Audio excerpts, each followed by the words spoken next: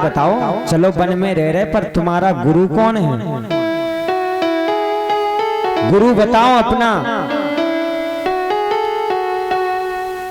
तब ध्रुव जी ने कहा कि मेरा कोई गुरु नहीं है। तब नारद जी कहते हैं कि बेटा पहले जीवन में गुरु बनाओ। ध्रुव जी ने कहा वाह, अब मैं गुरु बनाऊं? जब नारद जैसा गुरु सामने खड़ा है मैं कहां गुरु ढूंढूंगा? आप ही तो गुरु हो। और जिसके जीवन में गुरु होता फिर उसे भटकना नहीं पड़ता, क्योंकि गुरु सब कुछ कर देता है।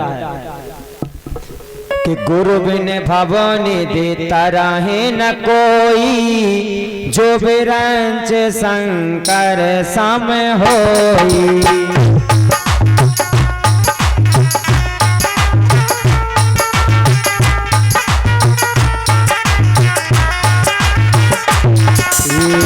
पुत्रपति युवती जग सोई, रघुपति भगत दास सुत होई।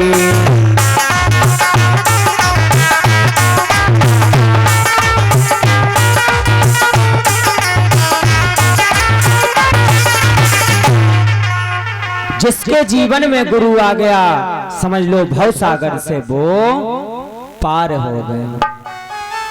नारद जी ने समझ लिया कि आज इसका जीवन तो क्या मेरा जीवन भी धन्य होगा, ऐसा शिष्य मैंने पा लिया। नारद जी ने सुंदर मंत्र दिया और कहा कि जाओ यमुना जी के किनारे सुंदर स्नान कर कर आचमन कर कर इस मंत्र को भजो, इस मंत्र का जाप करो। ध्रुव जी ने सब कुछ ऐसे ही किया और जाप करना प्रारंभ कर दिया। जब जाप किया और भजने लगे वो,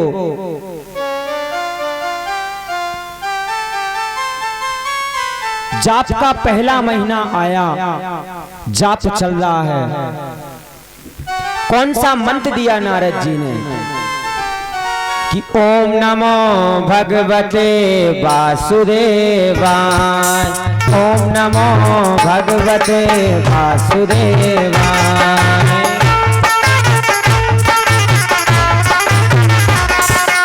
ओम नमो भगवते वासुदेवाय।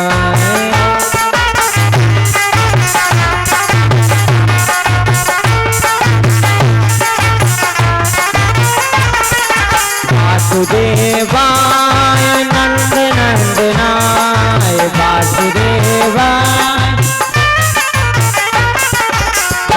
वासुदेवाय नंद नंदनाय,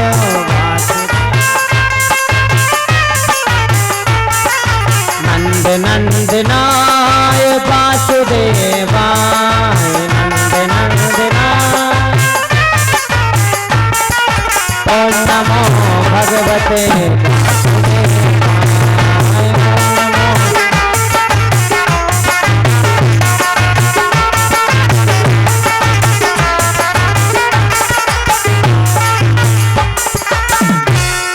प्रथम महीने भजन किया। प्रथम महीने के एक महीने में 3 दिन फल खाए और कुछ नहीं खाया। दूसरा महीना लगाया, केवल छिलके खाकर भजन किया, 6 दिन कुछ नहीं खाया। तीसरा महीने लगा, तीसरे महीने में केवल जल पीकर भजन किया, 12 दिन तक कुछ नहीं खाया।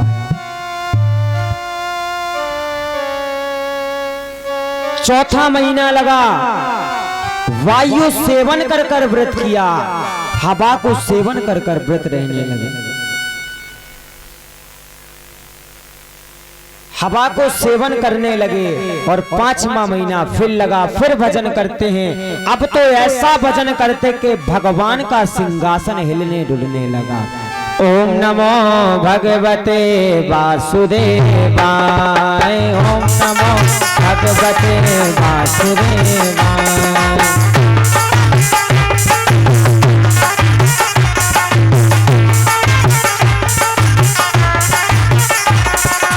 ओम नमो भगवते वासुदेवाय, ओम नमो भगवते वासुदेवाय, ओम नमो भगवते वासुदेवाय।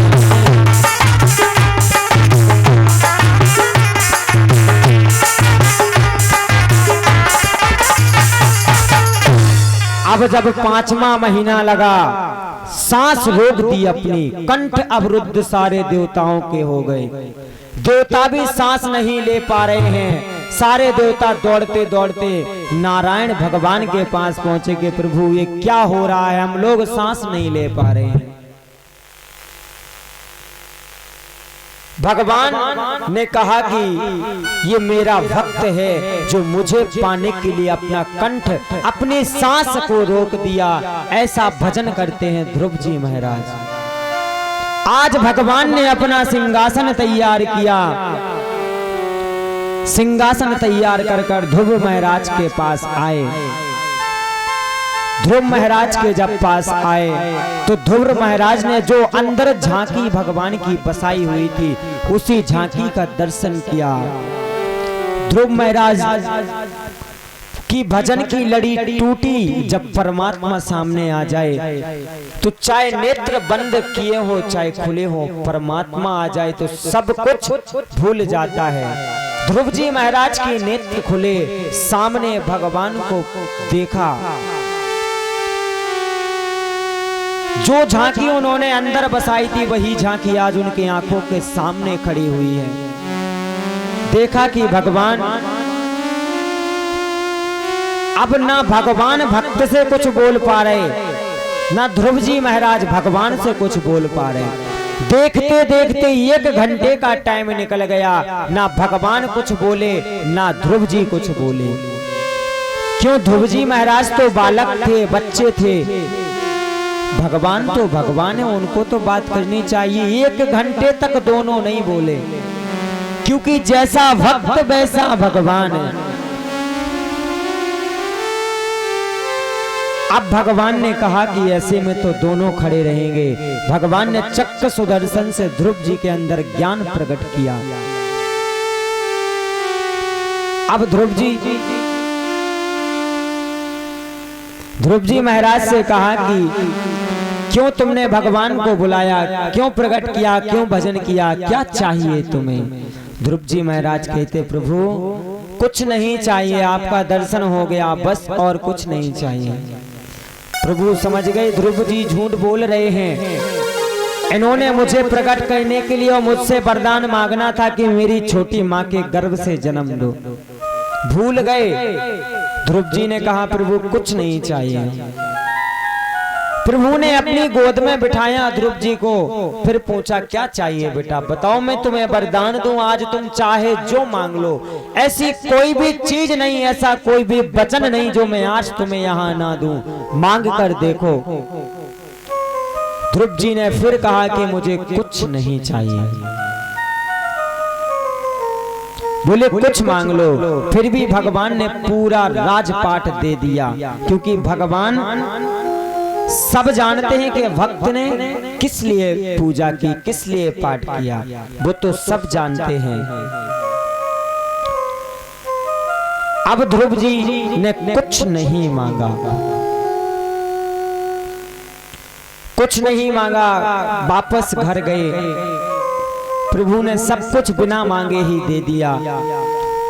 घर गए तो जाकर सबसे पहले उत्तानपाद के घर जाकर अपनी उसी सौतेली माता के चरणों में गिर पड़े। बताओ, जिस माँ ने ये कहा था कि जाओ वन में जाकर भगवान को प्रकट करो, तब मेरे गर्भ से जन्म लो, वो तुम्हें वरदान दे, तब इस घर में आना। उस कोई और होता, कलयुग के लोग होते तो ऐसी माँ की जीवन में शकल ना देखते, चेहरा त्याग देते, उसका परित्याग कर देते। परंतु ध्रुव जी महाराज उसी माँ के चरणों में गए, क्योंकि उस माँ ने भले ही बुरा कहा था, परंतु आज बुरा नहीं कहती तो ध्रुव महाराज को भगवान ना मिलते। कोई बुरा कहे तो उस बुरे में भी हित छुपा होता। कमियां हम में और आप में हैं कि उस बुरे को किस नजरिए से समझे, किस तरीके से समझे। समझाने वाली माँ थी ध्रुव जी की, तो कहा कि बेटा हाँ वन में जा। तो उसी माँ के वजह से आज भगवान प्राप्त हो गए 5 वर्ष के ध्रुव महाराज को। इसलिए ध्रुव जी महाराज ने सबसे पहले सौतेली माँ को प्रणाम किया, फिर जाकर अपने पिता की गोद में बैठे। गोद में बैठने के बाद अपनी माँ सुनीति के पास गए, उनके चरण स्पर्श किए और गोद में बैठ गए। ऐसे हमारे ध्रुव जी महाराज हैं। इसलिए कभी भी इंसानों को बड़ों का अपमान नहीं करना चाहिए। ध्रुव महाराज भी तो बोल सकते थे अपनी माँ से, वो नहीं बोले। अपनी माँ तक को नहीं बताया कि माँ ने ऐसा कहा। जब बताया, जब उनको खुद रहा नहीं गया, आंसुओं की धार लग गई थी। बड़ों का कभी अपमान नहीं करना चाहिए। वो ध्रुव महाराज हैं, ये कलयुग के लिए है कि कभी भी अपने बुजुर्गों का, अपने बूढ़ों का अपमान मत करो। चाहे वो आपको गाली दें, चाहे जो करे, उस गाली में भी हित छुपा होता है, आपका ही हित होगा। क्योंकि डांटता वही है जो अपना होता, समझाता वही है जो अपना होता, जो गुस्सा करता वो भी अपना होता। पराई को क्या मतलब, कौन हो तुम, चाहे जो करो। अपने बड़े बुजुर्गों का सम्मान करना चाहिए। बड़े बुजुर्ग कोई अपने लिए गलत फैसला नहीं लेते। आप लोगों को एक प्रसंग सुनाऊं। एक जगह एक राजा था, उस राजा का एक लड़का था, केवल एक लड़का। आप सोचो, जिस राजा का एक लड़का हो, भला उस लड़के को कष्ट हो सकता है? वो राजा का लड़का खूब अपने मन का घूमता फिरता था, खूब फिरता था। एक बार वो वन में भी ऐसी अपना घोड़ा लिया उसने, जैसे अपने यहाँ नहीं करते कि अपनी मोटरसाइकिल उठाई, बस नौगांव गए, कहूँ इतने घूमो, कहूँ उतने घूमो, इतने पप्पू के समोसा खाए, उतने आनंद की टिकियां पिए, ऐसो अपन और करत हैं। जी खान डांटे ना कोई तो मतलब अपने मन को भी निकर जा। ऐसे ही वो राजा को लड़का घूमने को गया तो एक गांव में पहुंचा। वहां उसे एक राजा की लड़की पसंद आई। तब उसने उसी वक्त राजा के घर गया और कहा कि मैं इस राजा का पुत्र हूं और मैं आपकी पुत्री से विवाह करना चाहता हूं। अब वो राजा थोड़ी गरीब टाइप का था, उसने कहा कि ठीक है, हाँ विवाह कर दूंगा। इतना भी गरीब नहीं था कि वो हिचके, परंतु राजा से कम था, लड़के से कम था। बोले मैं विवाह कर दूंगा, पर मेरे यहाँ की एक रीति है, मेरे यहाँ की एक नियम है कि विवाह तब होगा कि बारात तुम लाओगे तो बारात में कोई बूढ़ा आदमी नहीं आएगा, कोई बूढ़ा आदमी बारात में नहीं आएगा, केवल लड़के ही लड़के आएंगे, 20 साल से कोई आगे नहीं आएगा। भला ऐसा कभी होता है कि बूढ़ा आदमी बारात में ना जाए? बक्सा तो बूढ़े आदमी रखा हुआ, बाराती तो केवल डांस कर भेजा डीजे में, असली बक्सा बूढ़े लोगों को सौंपो जा। लेकिन बोले बूढ़े आदमी एक भी ना आए। अब राजा के लड़के को तो विवाह करना था, बोले बिल्कुल कहो तो बाराती ना आए, हम अकेले आ जाए। राजा ने कहा नहीं, 20 वर्ष से कोई आगे नहीं आना चाहिए, शर्त मंजूर है। राजा का लड़का घर आया, अपने घर वालों को पूरा समाचार सुनाया कि ऐसे ऐसे मैं इस जगह शादी फिक्स कर आया हूं, पर वहां की एक शर्त है कि कोई बूढ़ा आदमी नहीं जाएगा, ना दादा जाएंगे, ना दादी जाएंगी, ना कोई अड़ोस पड़ोस का जाएगा।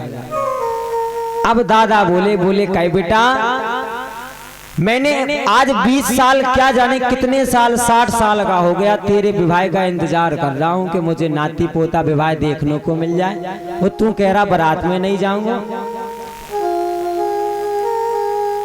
बोले लास्ट शादी है तेरी, मैं ही ना जाऊं बारात में, क्या पता मैं कब चला जाऊं।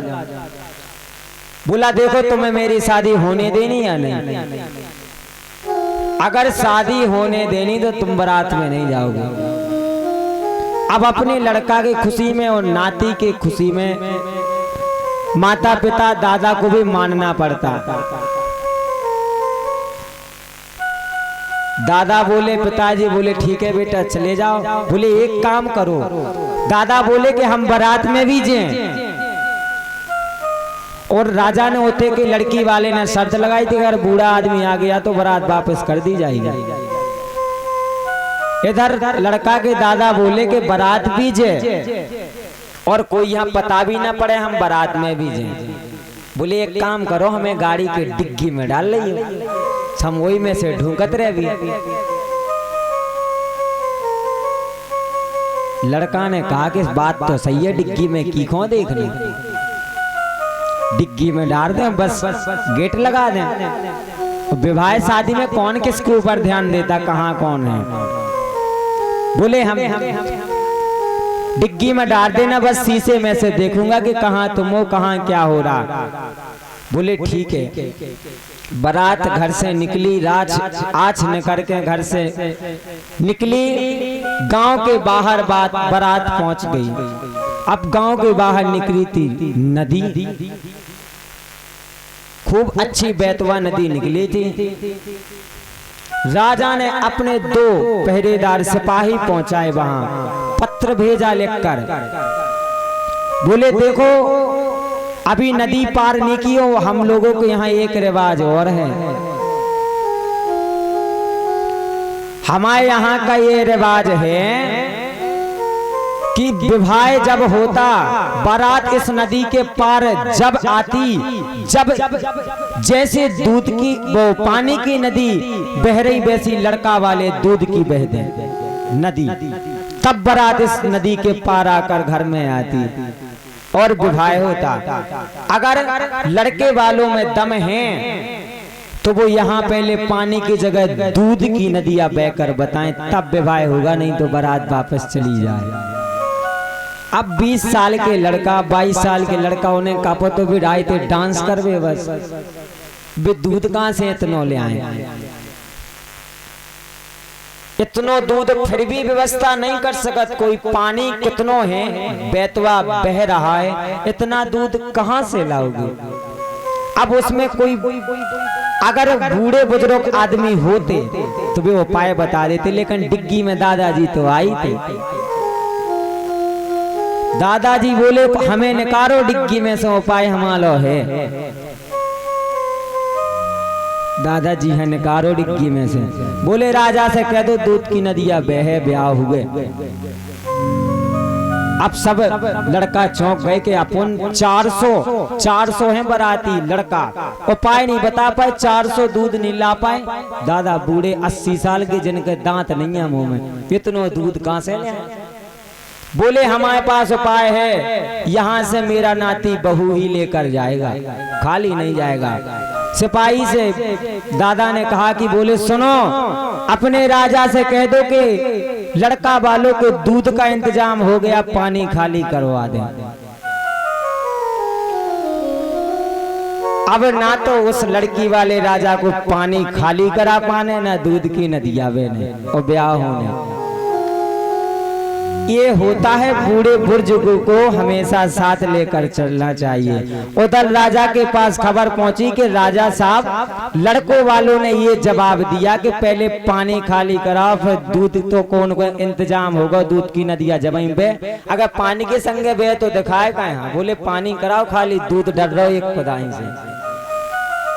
अब राजा ने पत्र पढ़ो, बोले सुनो पक्का है कि कोई बूढ़ा आदमी बारात में आया, उसने ही सलाह दी, नहीं तो लड़के सब डांस करने जाते, किसी को मतलब नहीं। इसलिए हमेशा बूढ़ों को लेकर चलना चाहिए।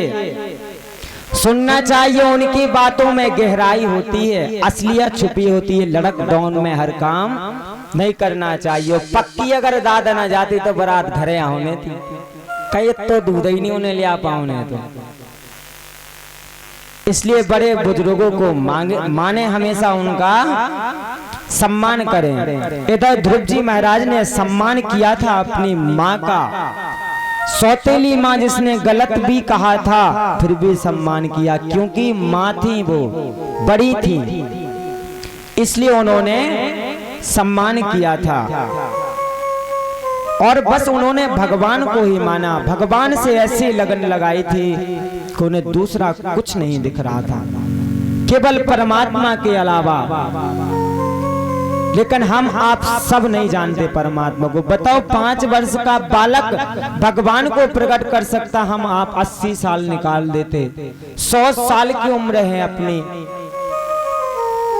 भगवान का भजन तो क्या, भगवान का नाम नहीं जानते, भागवत नहीं जानते कि भागवत है क्या,